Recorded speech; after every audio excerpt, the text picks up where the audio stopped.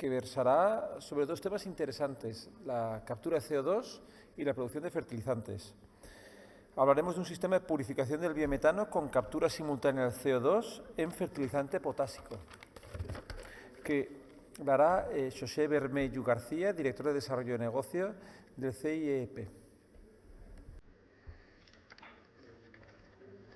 José, por favor.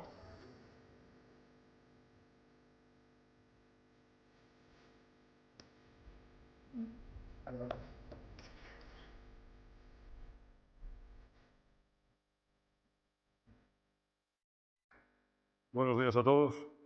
Voy a intentar cumplir con los 19 minutos y 55 segundos que marca esa pantalla. Vamos a ver. Empezamos. Segada, esto es lo que vamos a hablar aquí. Esencialmente, una novedosa tecnología de purificación de metano. La siguiente pantalla veremos que no solo metano, pero vamos a empezar por el metano incluido en las corrientes de biogás. Contexto.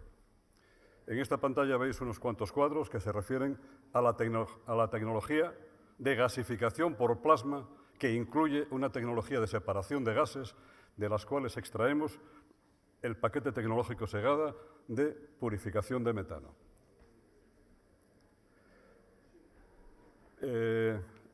La siguiente pantalla es quizás la más importante de todas las que vamos a exponer en esta presentación.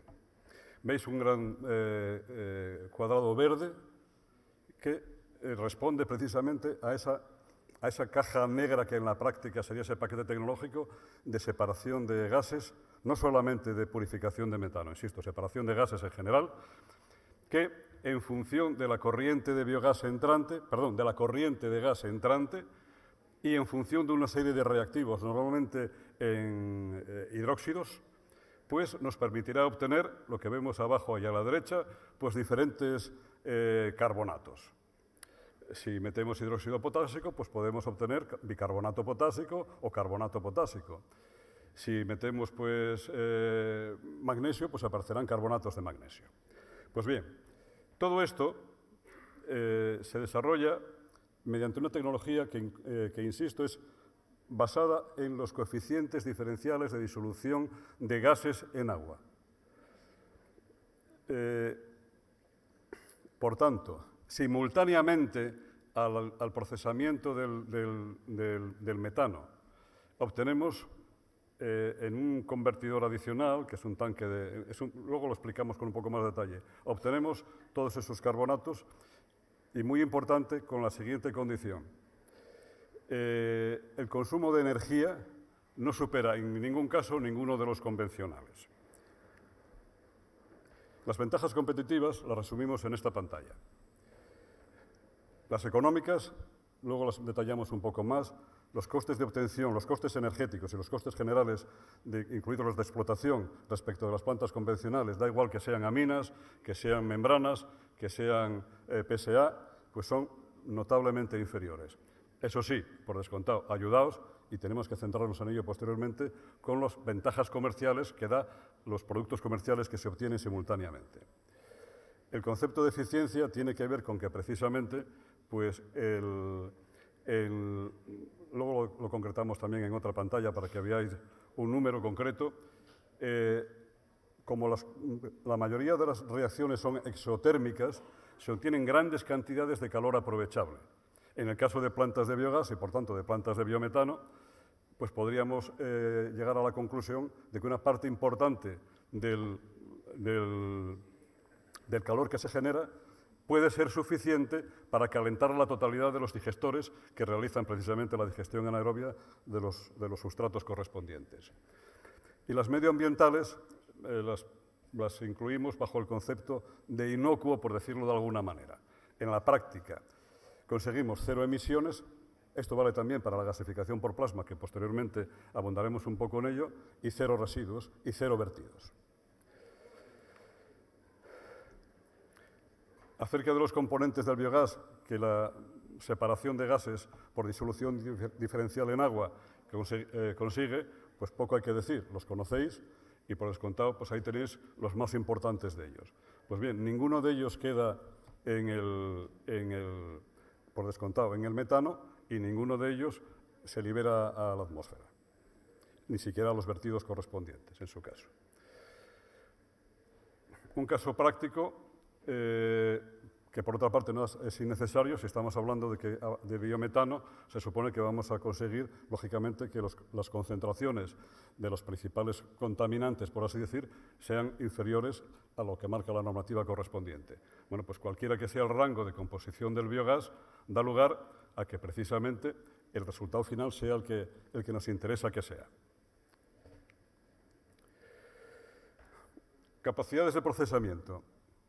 Vamos a ver, aquí veis arriba los números 100, 300, 600, 900. Esa es nuestra previsión, y luego os explicaré por qué hablamos de previsión de capacidades de procesamiento de nuestros sistemas de separación de gases y purificación de metano en particular.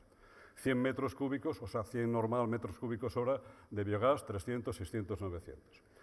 Veis que aparece aquí en la barra de la izquierda, en la columna de la izquierda, pues las presiones de entrada, las temperaturas de entrada o los rangos correspondientes y los de salida también. Y veis que aparecen kilogramos hora de potasa cáustica y kilogramos hora de agua en su caso, ¿no? Y también abajo, la penúltima línea, los kilogramos hora de bicarbonato potásico. Este es un ejemplo. Recordar que en una de las diapositivas anteriores había un montón de sales carbonatadas más. Y la potencia instalada total, pues ahí la veis también, en escala simple, ¿no?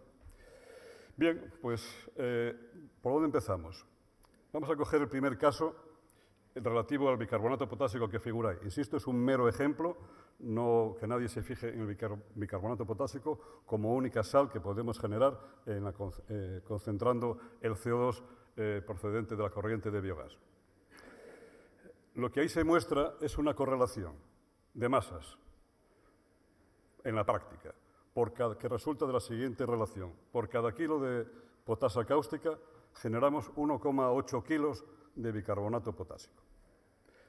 Teniendo en cuenta que el precio de mercado de la potasa cáustica en disolución acuosa al 40% es del tenor del precio del bicarbonato potásico en disolución acuosa al 40%, pues lo que ocurre es que tenemos una ganancia comercial de 0,8 kilos.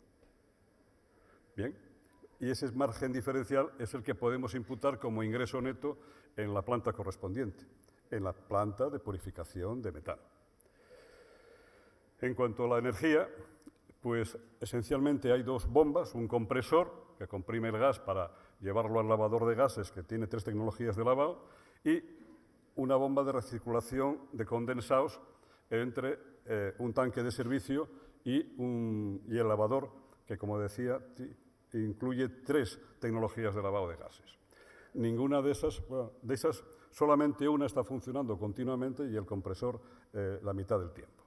Y, lógicamente, no a plena potencia, ya que depende, a su vez, de las concentraciones que tenga la planta. Esta pantalla, o este cuadro, más bien, sí resume básicamente lo que acabo de decir, ¿no? Vamos a diferenciar dos configuraciones básicas de una planta segada. La básica propiamente dicha, que es aquella que no incluye la tecnología o los equipos de captura del CO2 en una sal, que puede ser potásica o no, magnésica, cálcica, sódica e incluso hasta litio también. Si recibimos un hidróxido de litio, podemos generar un carbonato de litio y ese carbonato sería válido para utilizarlo en la fabricación de baterías. ¿Qué mostramos en esta pantalla? Pues lo siguiente, que hay una relación de X, coste de capital de una planta, a